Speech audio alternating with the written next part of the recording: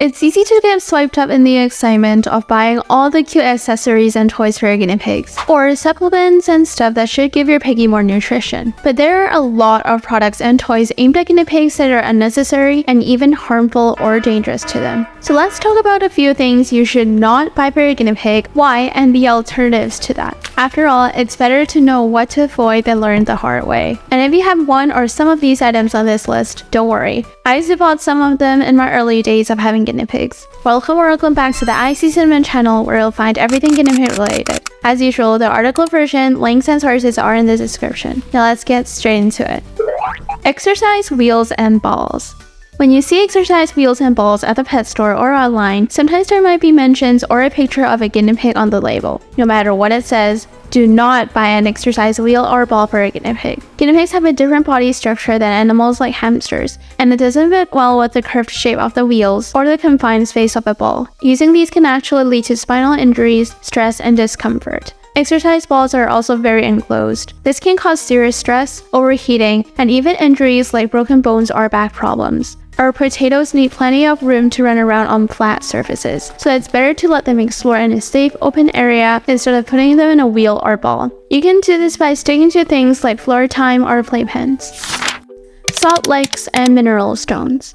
When I first adopted Popcorn, we bought a second-hand cage that came with hay, a water bottle, a hideout, and toys. In the package there was a salt lick and mineral stone. Being a first-time guinea pig owner, I put it in Popcorn's cage, but he didn't interact with it at all, so I removed it after 2 days. I'm telling you this story because many people think that guinea pigs need it, and did what they thought was the best for them, which is to give them the mineral block. But guinea pigs don't need salt licks or mineral stones. In fact, it can actually harm them. Salt licks or mineral stones are blocks of sodium and other components designed for pets to lick on, but guinea pigs don't need that. In fact, too much sodium can lead to dehydration, electrolyte imbalance, kidney problems, bladder stones, and more, just like when humans consume too much salt. So unless your vet says otherwise, your piggies can get their sodium and minerals in other foods like veggies and pellets.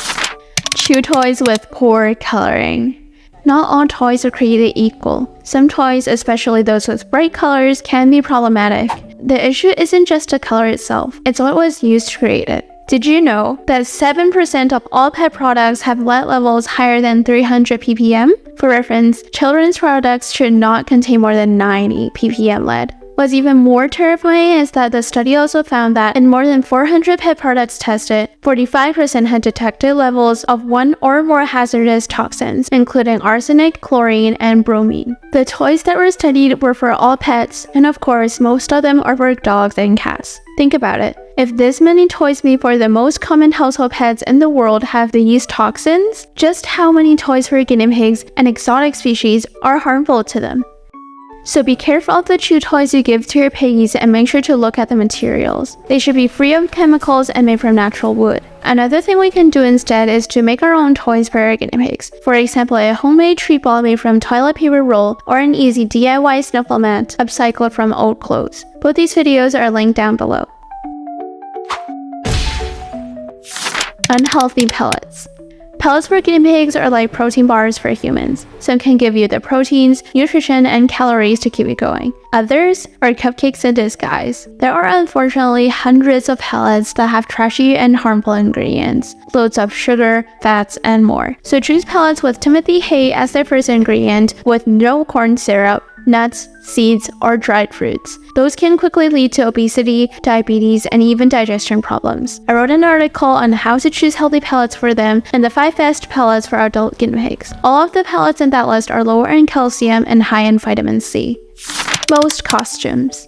I know, our pets' costumes look so freaking adorable, but they're not a good idea for guinea pigs. Most costumes are designed for looks rather than comfort. Guinea pigs have very delicate bodies, and tight or ill-fitting costumes can lead to discomfort or skin irritation. In serious cases, the clothes can even strangle them. Plus, wearing a costume makes it even harder for them to move around, not to mention the stress they will get. Unless it's for recovering from surgery or other health conditions, guinea pigs shouldn't wear costumes or clothes. So if for some reason you really have to put your guinea pig in a costume, opt for a hat or cap instead of a full body suit. Most importantly, don't put them in any clothes or hats for more than a few minutes and monitor your guinea pig's behavior for any signs of discomfort.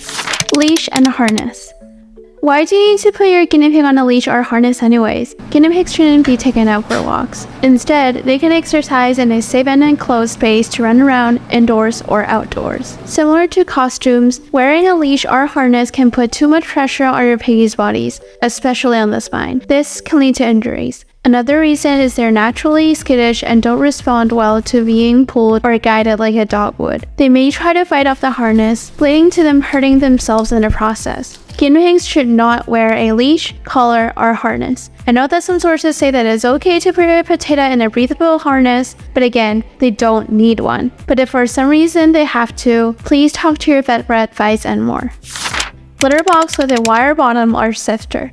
This one is oddly specific, and thankfully I don't see any of them in pet stores. That being said, I can say the same thing for online stores. Litter boxes with wire bottoms or sifters are definitely not a good choice for our guinea pigs. Even though it might seem convenient, the wire surface is actually quite harmful. Guinea pigs have sensitive feet, and standing on the wire can cause very painful conditions like bumblefoot, which is an infection that can be tough to treat. The wire also doesn't give the solid and comfortable footing that guinea pigs need. Instead, stick to litter boxes with solid, flat bottoms and line them with soft, guinea pig safe bedding. This way your guinea pig's feet stay comfy and clean.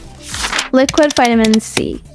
This is a huge one. For the longest time, I thought that liquid vitamin C drops were good for my potato chip fur balls. Turns out, it's the opposite. Vitamin C is very important for guinea pigs because they can't produce it themselves. If they don't have enough of the vitamin, the piggies can have scurvy, which is a fatal disease. But liquid vitamin C drops are not the way to go, and there are a few reasons for it. First off, to use liquid vitamin C drops, you'll have to dilute them into a very low concentration in water. So your guinea pig will have to drink a whole lot of water to get the recommended amount of vitamin C. The liquid vitamin C also has a very strong smell, to the point that even humans can smell it distinctively, and it's very hard to wash off the smell if you accidentally got some on your hands. This is speaking from experience here. So if you add something that has such a strong and pleasant scent into the water, your guinea pig won't like the taste of the water, which means they will drink less water as a whole. The third reason is that vitamin C's value will diminish over time, especially when exposed to sunlight. It's estimated that after about 8 hours, the amount of active vitamin C in the water is only 20% of the original amount added. Instead, feed your guinea pigs vegetables and fruits high in vitamin C, for example, bell peppers. Give them healthy pellets with high amounts of the vitamin can help too. If your pet needs extra vitamin C, your vet may recommend some vitamin C Timothy hay treats instead.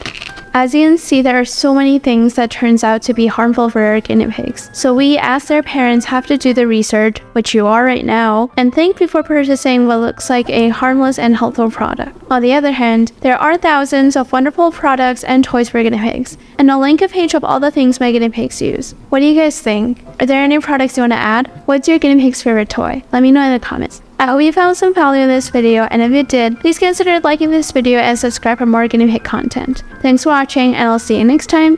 Bye!